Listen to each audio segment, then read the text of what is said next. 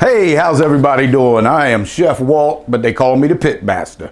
Okay, here at Down to Mama's Kitchen, and today what we're going to be showing you is how to fry fish from the beginning to the end. So we're going to let Leslie, which is Chef Leslie right here, she's going to take charge of that, show you guys how to fry fish, how to properly prepare the fish, how to pat it down and all those good things, and then we're going to show you how to eat the fish. Is that good? All right, so without further ado, let's get that thing started.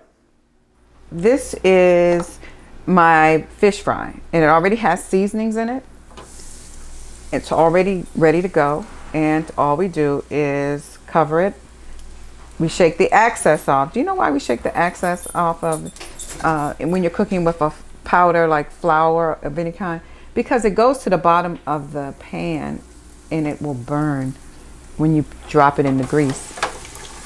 So it's better to shake it off. That way you don't have burning taste inside of your food, because you don't always have time to stop, get all those little burnt parts out the bottom of your pan and get back to you heating up your grease again and frying it all over. So this is just a little tip: when you're frying, you want to try to get all the excess off, and you just want what's going to stick to the meat, right? Again, this is whiting. Whiting fries up pretty quick too. And this little fryer is really good. It gets hot really fast. And I'm just happy you stopped by Down to Mama's Kitchen and check out what we're doing today. Frying whiting. There it is. So those pieces are ready to go. As soon as the pieces come out, we'll drop these in and we'll keep it moving. It takes about 3 to 5 minutes, depending on how many pieces you have in the basket, to fry the fish. If you have a fryer, and the fryer obviously gets way hotter than the pan on the stove, and you're able to do it faster. It already drains, because it's a basket. It already drains. It holds each piece inside the oil, and then it drains it once you are finished frying it. Once it's done, you can just prop it up and it drains right there. So these are really convenient. I'm really not promoting this particular brand because we don't get any residuals off of promoting this brand, but I do like this brand and it works really well.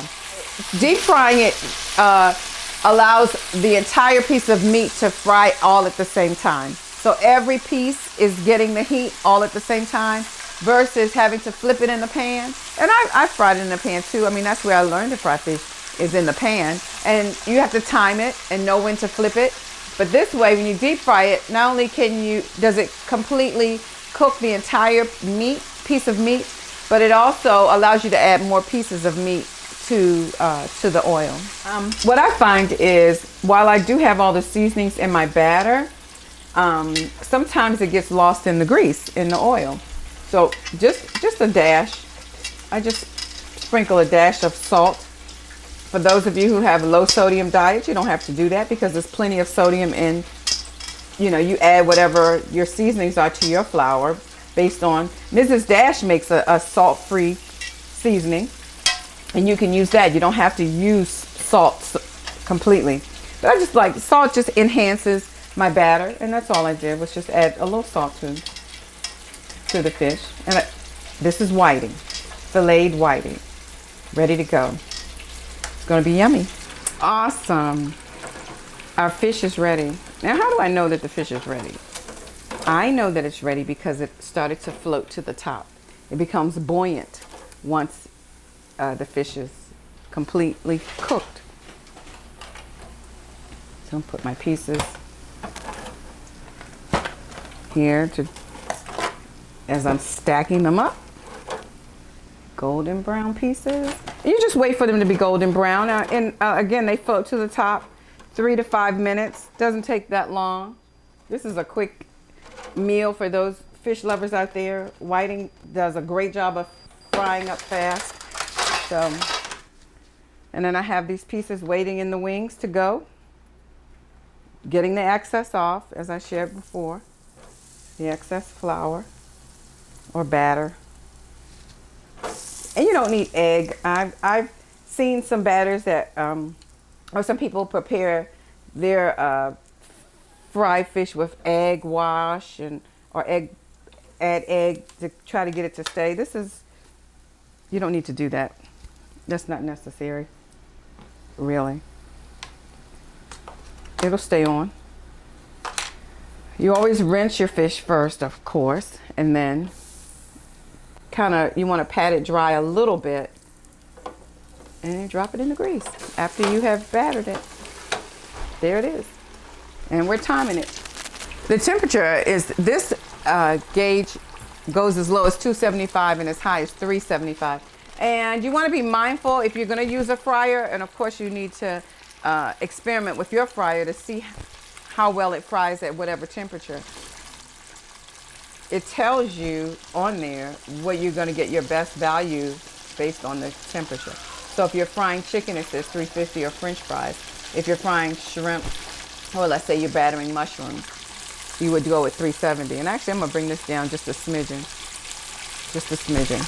So it's sort of in between 350 and 375 because this thing really works well. I'm a cook that tastes the product to make sure it's done, or to make sure the quality is there, or to make sure that it's the flavor that I intended it to be. And so I taste, that's just the way I was taught. There's a particular flavor that I'm expecting from my palate, or what I expect my client or my family or whoever's eating to experience. And so I taste as I go. It is what it is. A lot of times you may find cooks in the kitchen that you never see eat. Part of that is because they're probably tasters, and once you've tasted a whole meal as you prepare it, you're not hungry when it's time to eat. It's just kind of funny that way.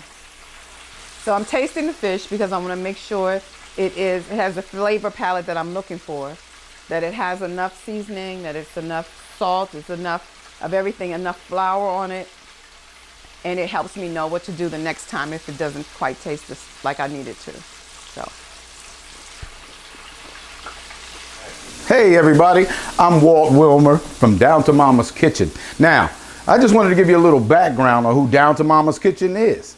We started our company at about 8 years ago because everybody that ate our food would tell us that, hey, this stuff is good, man. When are you guys going to open a restaurant? And we kept getting those type of compliments. And like the word of God says, let another man's mouth praise you and not your own. So we lived off of that. Then the next thing you know, one thing led to the next, and referral business started to happen. And everybody started to enjoy our food. So we put a lot of love into our food. We make sure that before we serve it to you, it's top of the line. And